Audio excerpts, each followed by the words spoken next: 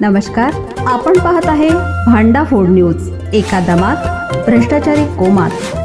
Social media, कर्जबाजारी, गुन्हेगारी, सट्टेबाजी, चोरी, मटका, जुगार, दारू, सावकारशाही, न्यायाच्या प्रतीक्षेत प्रशासन.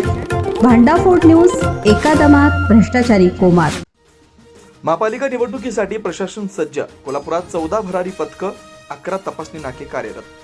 निवडणूक कार्यक्रम सुरू झाल्यानंतर महापालिका प्रशासनानं आचारसंहितेच्या कडक अंमलबजावणीसाठी 2 दिवसात यंत्रणा उभी केली.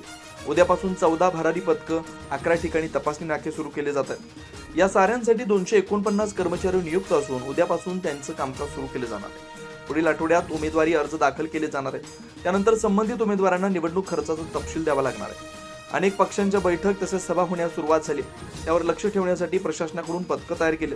7 निवडणूक कार्यालयांसाठी स्वतंत्र पथकं कार्यरत केली जाणार आहेत. त्यामध्ये प्रत्येक निवडणूक कार्यालयासाठी 2 अशी एकूण 14 भरारी पथकं स्थापन केली आहेत. विविध ठिकाणी होणाऱ्या कार्यक्रमांची तपासणी केली जाणार आहे.